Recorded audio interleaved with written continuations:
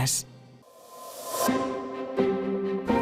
Bueno, pues charlamos, como decía, con Mercedes Pérez Sánchez, ella es la presidenta de la Federación Regional de Empresarios del Transporte Freud. Buenos días, bienvenida Muy a los buenos estudios días. de Onda Regional. Bueno, ¿cómo ha sido esto de la designación y de colocarse al frente de esta patronal del transporte? Bueno, pues al final yo me dedico al mundo al transporte de mercancías por carretera de hace más de 30 años. Como comenté, vengo del seno de una familia agrícola y al terminar mis estudios universitarios me incorporé mi trayectoria profesional en la empresa familiar y pensamos en la idea de transportar nuestros propios productos. Compramos nuestros primeros 2 camiones y hasta el día de hoy, pues... ¿Estáis radicados en El Mirador? Soy nacida en El Mirador de San Javier, el municipio de San Javier. Y la empresa se llama Miratrans. Y la empresa se llama Transporte Miratrans. Mercedes, y bueno, esto no es tan habitual, ¿no?, en el sector del transporte aquí en la región, que la actividad surja de una previa actividad agrícola, ¿no? Vuestro padre, sois 3 hermanos. Exacto, somos 3 hermanos dedicados al sector agrícola, como te he comentado, y bueno, la idea al inicio fue de transportar nuestros propios productos. A día de hoy trabajamos con muchos exportadores de la región, nosotros transportamos los nuestros, pero el inicio sí que fue transportar nuestros propios productos. ¿Y por qué se planteó eso? Bueno, pues al final padre, queríamos... ¿no? Vuestro padre dice, al final queríamos cerrar el ciclo. Sí. Digo, bueno, pues si podemos producir nuestra hortaliza, ¿por qué no podemos llegarla al consumidor final, ¿no? Y hacer el ciclo completo? Y al final pues es lo que conseguimos y estamos muy contentos del resultado que hemos tenido. El sector del transporte tradicionalmente siempre ha sido un sector muy masculinizado, ¿no? Sí. Y donde la presencia de la mujer ha sido, poquito a poco se ha ido abriendo camino, en el mundo también de los propios conductores profesionales. Hoy ya hay muchas mujeres que llevan camiones frigoríficos de gran tonelaje al extranjero, y en el mundo directivo quizás sois menos mujeres, pero también estáis en algunas de las empresas señeras, ¿no? Sí, yo creo que en el sector femenino cada vez estamos, sobre todo en puestos de dirección, actualmente en la federación de los 1.300 asociados que contamos, más de 134 entre autónomos y empresas, o bien están dirigidos por mujeres o autónomas que son mujeres. Entonces ya tenemos más de un 12% de mujeres en el sector de transporte en nuestra federación. Yo creo que al final es un hito que tiene que ir perdiéndose, porque se está demostrando que la valía o la posición de una mujer en cualquier sector, no solo en el transporte, pues está dando buenos resultados y que somos competentes y estamos preparadas para todos los retos que se nos ponen. Gestionáis en la empresa, creo que una flota de unos 125 camiones frigoríficos, algo transporte de largo recorrido. Fundamentalmente Reino Unido, Centro Europa, ¿no? Sí, estamos especializados sobre todo en Reino Unido. Hacemos toda Europa, pero estamos especializados en Reino Unido. Es un mercado realmente complicado desde la entrada del Brexit. Pero sí que es cierto que especializarnos en Reino Unido pues nos ha hecho ser diferentes a lo mejor al resto de empresas, ¿no? Y tenemos un hándicap ante nuestro cliente que nos hace tener una valía que a lo mejor no tienen otras empresas que les ha dado miedo seguir con el transporte a Reino Unido, ¿no? Un mercado muy exigente. Un mercado muy exigente, con muchas aduanas, muchas esperas. El riesgo que tenemos para el tema de polizones, que es el tema del día a día que más nos preocupa cuando entramos a Inglaterra, el tema de polizones, porque las coberturas de los seguros cada vez pues evaden ese tipo de responsabilidad, ¿no? Y la verdad que las empresas de transporte tenemos una presión en nuestro día a día, y si a eso le sumamos este tipo de cuestiones, pues la verdad que todo se endurece bastante. Vamos a ese día a día del sector del transporte por carretera. Hacéis frente a muchos retos. Por empezar por alguno de ellos, ahora mismo el más inmediato son los costes, ¿no? Los insumos que se llama, y sobre todo el carburante, ¿no? ¿Cómo está el tema del gasóleo profesional? Porque hace unas semanas había una reivindicación de que había un compromiso del gobierno de subvencionar pero que no llegaba el dinero, ¿no? Exactamente. Hace 5 meses que estamos desde el inicio de la guerra, desde el 28 de febrero, hace más de 5 meses que tenemos el problema de la subida de los carburantes. Date cuenta que el 40% de nuestros costes es la partida del combustible. Entonces, nuestra cuenta de explotación pues sufre muchísimo cuando hay unas subidas por estos conflictos bélicos que nos afectan tantísimo, ¿no? Entonces, al final, han pasado 5 meses, el gobierno todavía no, además de que las ayudas que nos ha implantado no son las necesarias o las que nos completan, ¿no? Aparte de esos 20 céntimos, no nos ha aceptado el pago único, que nos aceptó en la anterior crisis de Ucrania. No se ha cobrado esos 20 céntimos, además de que no nos ha autorizado el pago único de esos 1.250 euros que en su día nos pagó por camión. Llevamos 5 meses soportando unos costes que están tensionando nuestra tesorería, nuestra cuenta de resultados. ¿Tenéis alguna respuesta? ¿No sabéis cuándo? No sabemos nada. Próximamente, pero el próximamente no llega. Lo que sí es real es que los transportistas estamos asumiendo unos costes que nos está afectando muchísimo a nuestra tesorería, como te he comentado. Y no es viable para una empresa seguir así, cuando tú a tu proveedor de combustible tienes que pagarle a 28 días. Si quieres que te vuelva a servir combustible para tu siguiente viaje, que tú a tu proveedor de autopista tienes que pagar a los 30 días, que tú a tu conductor, a tus nóminas, a tus asalariados tienes que pagar a 30 días. Y lo que no es normal, que hayan pasado 5 meses y estemos todavía sin cobrar ninguna ayuda al respecto. Al final, creo que no es nada lógico, o sea, lo que estamos viviendo. La falta de conductores. ¿Cómo lo ibais? Bueno, es una de las reivindicaciones, ¿no? La falta de miles de conductores profesionales que harían falta y que exacto, no están, ¿no? La falta de conductores, al final, no nos vamos a engañar, la profesión es muy poco atractiva, en el sentido de que es muy difícil la conciliación familiar. Son muchísimos días fuera de casa, fuera del hogar, sobre todo en transporte de largo recorrido, que es a lo que yo me dedico normalmente, que es al transporte de largo recorrido. Al final, o hacemos el sector más atractivo, o al final más del 50% de nuestros conductores tienen más de 55 años. Se nos están jubilando y las nuevas generaciones pues no encuentran el sector atractivo. Tenemos que fomentarlo porque si ahora nos faltan 3.000 en España, en unos años vamos a estar mucho peor.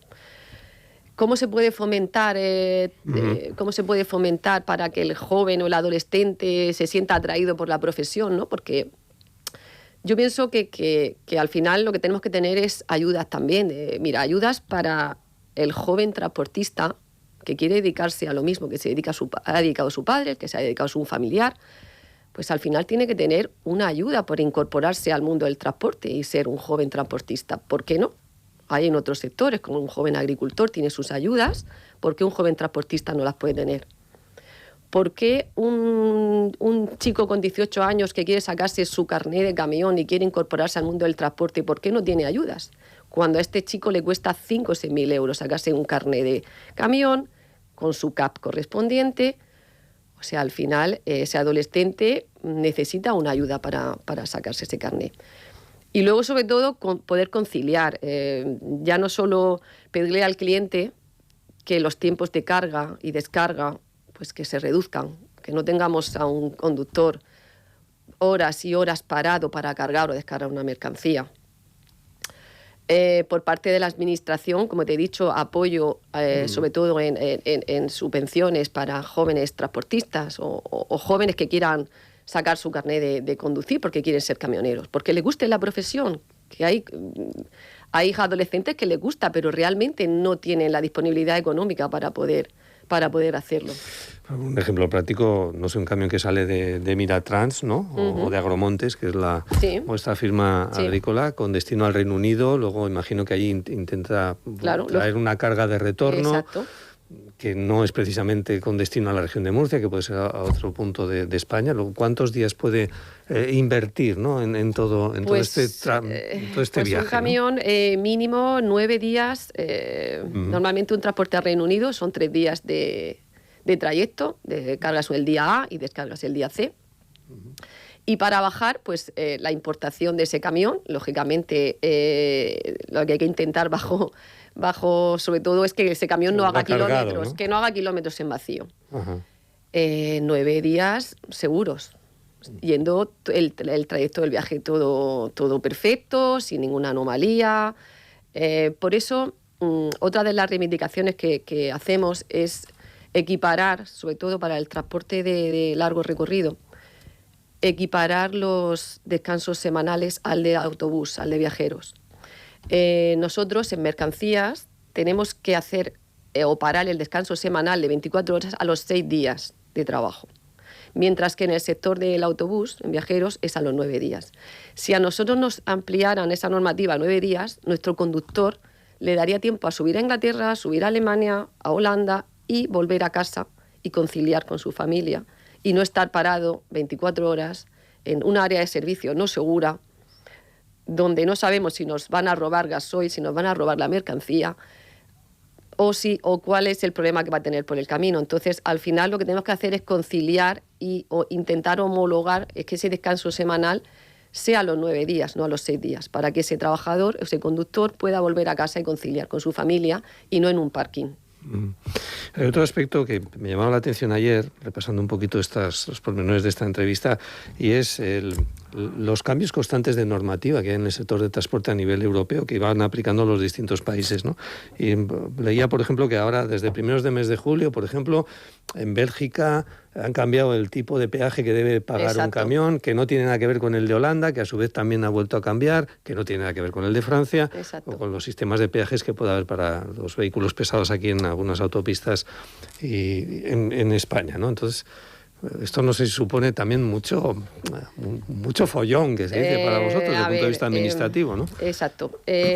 Como bien dices, desde el 1 de julio, antes se pagaba una euroviñeta, pues ya vamos a pagar por kilometraje. Al final, resumiéndotelo en pocas palabras, al final nuestros costes aumentan todos los días. Porque ya no se trata de la subida de costes que tengamos a nivel nacional, sino a nivel europeo. O sea, ahora Bélgica decide que paguemos por kilometraje, no por una tasa. Antes se pagaba una tasa diaria y ahora pagamos por kilometraje. ¿Qué quiere decir? Mayor desembolso, mayor coste para nuestro trayecto. Y igual pasa con Inglaterra, que tenemos que pagar también una tasa diaria por entrar a Reino Unido. Que los franceses nos quieren hacer una huelga y pararnos los camiones, no los paran. O sea, nosotros estamos abiertos a todo lo que ellos nos quieran imponer. Al final, nuestros costes de explotación pues suben diariamente y nos cuesta muchísimo repercutírselos al cliente final. Esa es otra de las reivindicaciones, ¿no? Las contrataciones de los fletes, que si se puede o no modificar en función de la evolución de los costes que tiene el sector. Ahí es, ¿no? donde... Si sube el carburante, que se pueda imputar a un contrato esa subida, ¿no? Hay poca flexibilidad, ¿no? Bueno, ahí tenemos que ser firmes. Tenemos que aplicar la cláusula de revisión del combustible y el cliente tiene que entenderlo. Y el que no lo entienda, pues es muy fácil. O sea, muchas veces, como he dicho en alguna entrevista, hay que saber decir que no. Muchas veces el saber decir que no te hace el que tu empresa sea rentable o no lo sea. Cuando una puerta se cierra, otras dos se pueden abrir. Entonces, yo creo que es algo que hay que tener muy claro y una hoja de ruta que hay que tener muy clara. Una empresa no puede trabajar por debajo de sus costes de explotación. Entonces, una empresa tiene que ser rentable, tiene que ser sostenible, no solo socialmente, medioambientalmente, que está muy bien, pero tiene que ser sostenible económicamente, porque si no, al final estás generando puestos de trabajo y tú tienes que mantener tu empresa para que el día a día de tu empresa funcione. Entonces hay que repercutir la cláusula de revisión del combustible y no se puede trabajar por debajo de nuestros costes. Algo que sí está sucediendo. Algo que sucede. El sector denuncia. Algo que no sucede. sé si haría falta una ley parecida a la ley de cadena alimentaria. Efectivamente, ¿no? Es algo que te iba a comentar precisamente. Al igual que existe la ley de de cadena alimentaria. Lo que no se puede permitir es la competencia desleal y trabajar por debajo de los costes de explotación. Es que no se debería de permitir. Debería ser sancionable. Igual que se pueden sancionar otro tipo de cuestiones, esto debería ser sancionable. No se puede trabajar por debajo de los costes de explotación. Como presidenta de FROED, ¿cuál es lo más urgente, el proyecto más urgente en el que se debe implicar la federación? Bueno, pues al final yo creo que es todo lo que hemos comentado, ¿no? Lo que hemos estado comentando. Yo pienso que es transmitir a todos nuestros asociados, a todos los transportistas que tenemos que ser rentables, que tenemos que ser sostenibles económicamente y que no podemos permitir y tenemos que crear nuestra hoja de ruta y no trabajar por debajo de nuestros costes de explotación. Y muchas veces, a lo mejor en nuestro día a día, estamos trabajando con un cliente de 10 años y nos da a lo mejor pena de decir, jolín, es que tengo a mi competencia de al lado que la voy a perder porque le va a dar el transporte. Pues chico, a lo mejor te interesa que te pierda un año para que te valore y que sepa lo que ha perdido. O sea, tenemos que aprender a valorarnos nosotros mismos como transportistas, valorar que nuestro trabajo es muy importante en la sociedad. Nosotros estamos alineados estratégicamente a la agricultura murciana. Bueno, se os puso en primera línea cuando la pandemia... Efectivamente, estamos alineados estratégicamente a la agricultura murciana. Nosotros somos los responsables, como empresa de transporte, que la mercancía murciana llegue a todos los lineales de los supermercados. Si nosotros no nos valoramos, la sociedad no nos va a valorar. Solamente nos valoraron, como bien dice Joaquín, en la pandemia.